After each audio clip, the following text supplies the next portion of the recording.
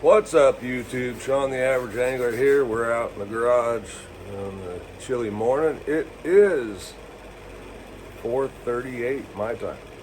I wake up early. Due to work, a year's work, I just wake up between 3 and 4 every morning. It's glorious. Anyway, we're bringing you a little tip here. This is fishing tubes. There's lots of ways to fish tubes. This is a old magic worm tube. It's probably feels like a double dip because it's a little thicker walled. Anyway, you can fish these a lot of different ways, right? This one is one that I might Texas rig to flip. Much like the Reaction Innovations Boom Boom tube, which was my number one tube for flipping for a long time. Kind of gotten away from it, like a lot of other techniques. You guys up in the north probably, you fish tubes all the time. Here, we don't fish them quite as much, and a lot of people probably don't fish them at all, honestly. They used to be much more popular than they are. And when I fished them any way other than Texas rig for flipping, I used a dart head for the longest time, which, hey, they work fine on a dart head, you know. Just take your dart head, put it in through the head, thread it in like you do a worm on a dart head, and you go to town.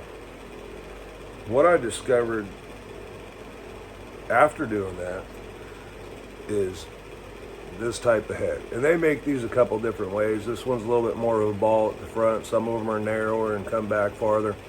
What it does is it changes the fall. These will spiral down, and based on the head, this is a 3/16, but based on the head and weight distribution of it, depends on how wide of a glide, right? A lot of times you'll catch a fish, they'll hit it on the fall. It's tantalizing. You're fishing along the side of submerged trees, like we have so many of up at Shasta and that type of thing. That spiral down along the tree trunk can be a major trigger for the fish hanging on the tree, suspended bass. Anyway, the reason I really liked this style head, and you can do this with a dart head also, by the way. All you need is, see the hook eye there? How it sticks out from the lead? Any head that you have that has enough gap there, now, there's several ways to do this, okay? What I like to do is I'll put on some scent, Smelly Jelly, Bang, whatever your choice of scent is, okay? Now, what I'm about to do, if you put scent on it, don't do this, because it'll be nasty. You just put it in your mouth, spit on it,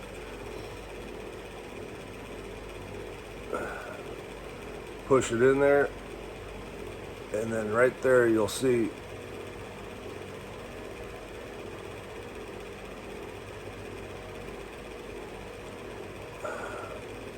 there's your hook eye. Okay, you got to kind of push it out. But what's really nice about this is fishing in rocks and such. This tube with that head there, one gets a little fatter, right? But I found it because of the plastic all around this bait is way less snaggy in rock. Okay, so I go through way less heads. You can, if you snag, you can just pop, pop, pop, and it'll pop out. So you save a lot of heads, you save a lot of frustration of breaking off, ending a cast, and a lot of times when you pop it out of there, that's when those fish will hit that tube. It also helps it stay a little bit more compact than when you thread it in through the nose and have a piece of lead sitting out the nose, right? So this is my favorite way to rig a tube. spotted bass, smallmouth bass, largemouth bass lead it too, but Shasta, Oroville, a lot of it's targeting spotted bass. On Berryessa, you have all three species. I took some of these with me. I should have fished them. God honest truth, I should have fished them. You know, fishing's a funny thing. Every day when we're done, we always have ideas of what we should have done, which is great because then we don't know if they're right or wrong. Anyway, I should have tried.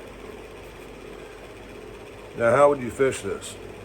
You can fish this on a bait caster or on a spinning rod. I usually prefer a spinning rod, but it depends on how deep I'm going, okay? If I'm just casting to targets and I'm not fishing it very deep, I'm probably gonna go with a casting rod, something in the range of a 7 foot to 7.4 medium, 8 to 10 pound test, something like that. You can go up to 12. The hook's plenty strong for it, but I just find it to be a little bit more of a finesse technique, so I typically stay in that 8 to 12. The other option, and what I do most of the time, is a spinning rod, right? This one is a Daiwa 7'4" medium spinning rod. It's the Daiwa Tatula Elite. It's the Cody Meyer 7'4" versatile. It's a fast action, and it fishes that weight range, right? And that's one thing I want to bring to the attention. 3/16 to ½ ounce, okay? So that head is 3/16. When you add that tube on there, it's going to be well over a quarter. And I have a scale, but let's just say it's well over a quarter. So when you're picking a rod to fish a bait on, make sure you're somewhere, and preferably if you can get it in the middle of that range, it's really going to help with your casting, because that rod is meant to perform in that weight rating. It will perform much better if you are pairing baits to the rod, to the proper rod, right? If you only have a couple rods, look, I get it. But that's why there's rod specific or technique specific rods. People buy rods for certain techniques they like to fish. And as we grow, and you know, a lot of you have seen my rod rack, I have a lot of rods, but understand that I've been bass fishing and collecting rods for in excess of 40 years. So it didn't just happen overnight. It happened over time. So do with what you can.